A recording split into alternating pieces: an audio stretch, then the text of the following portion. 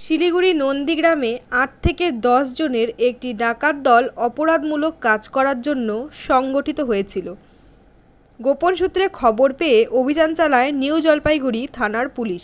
তবে পুলিশের অভিযানের আঁচ পেয়ে কয়েকজন পালিয়ে যেতে সক্ষম হলেও ৪ জনকে ধরতে সক্ষম হন নিউ জলপাইগুড়ি থানার পুলিশ।